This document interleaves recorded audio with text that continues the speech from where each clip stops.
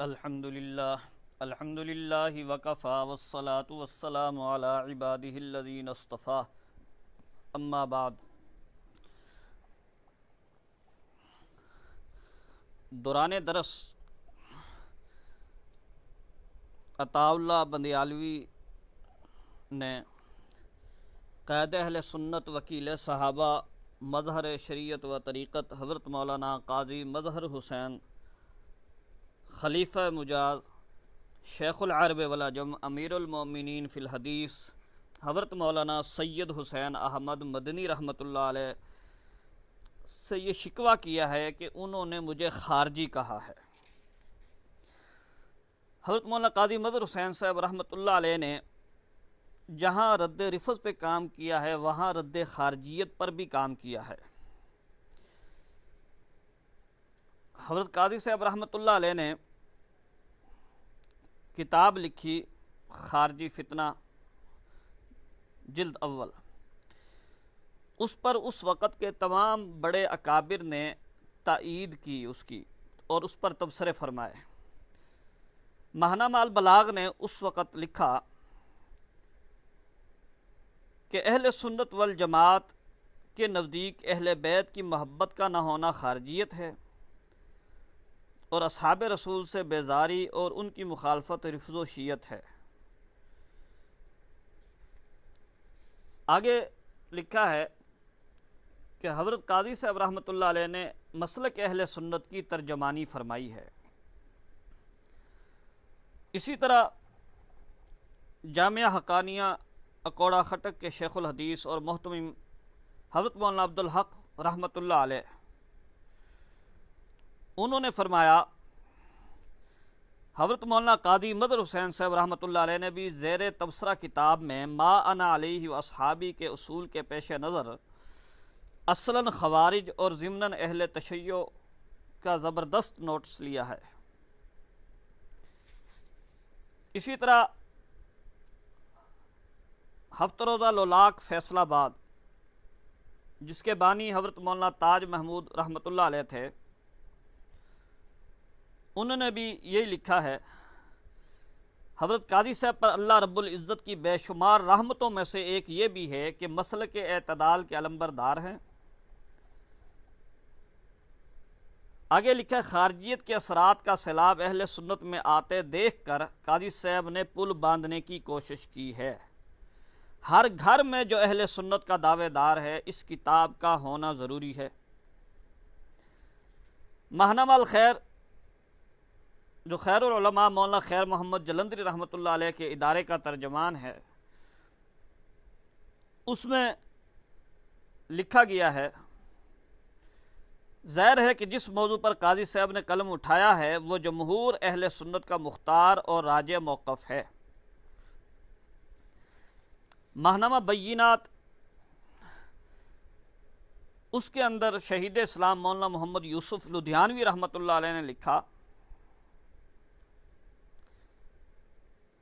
بلا شبہ ان دونوں مسلکوں میں جناب مصنف نے اہل حق کے مسلک کی ٹھیک ٹھیک ترجمانی کی ہے۔ اہل حق پر جس طرح روافض کی تردید لازم ہے اسی طرح خوارج و نواصب کی تردید بھی ان پر لازم ہے۔ اسی طرح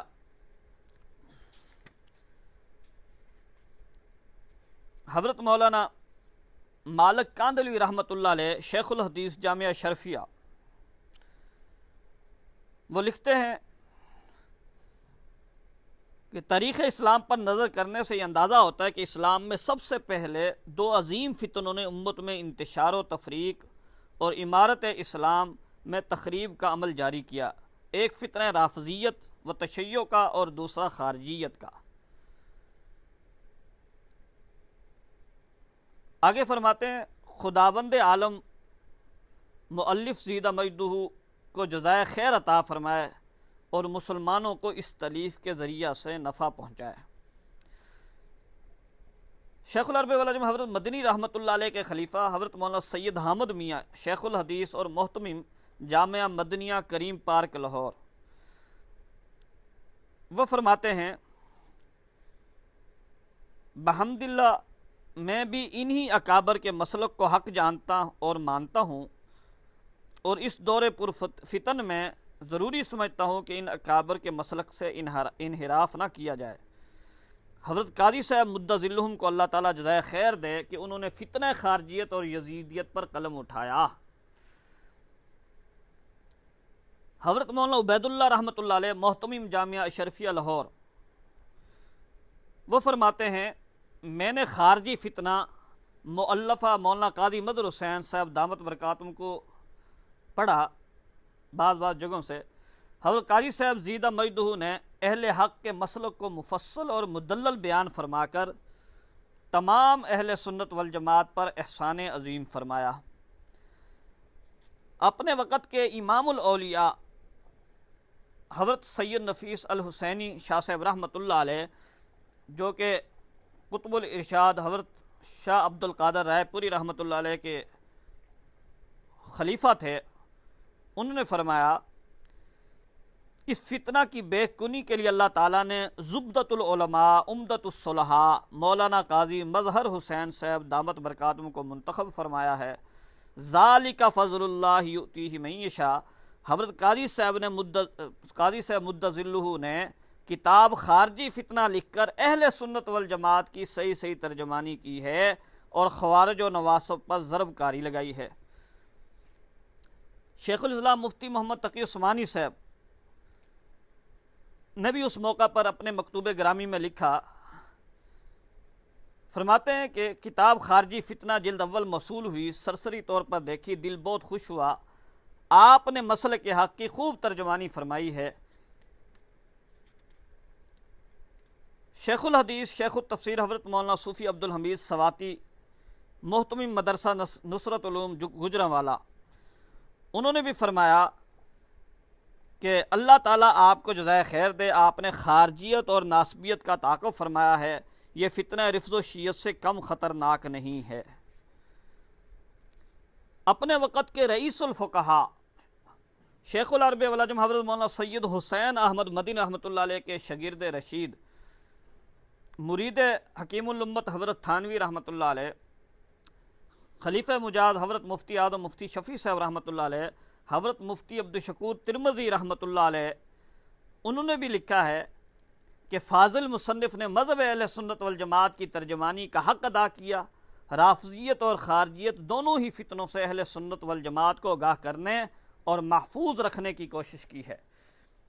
اب جب جناب بندیالوی صاحب آپ جب وہی نظریات رکھتے ہیں جن نظریات کا رد قائد اہل سنت نے خارجی فتنہ کتاب میں کیا ہے، تو جناب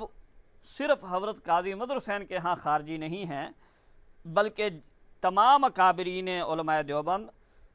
جن کے نمائندہ جامعہ حقانیہ، دارالعلوم کراچی، جامعہ خیر المدارس،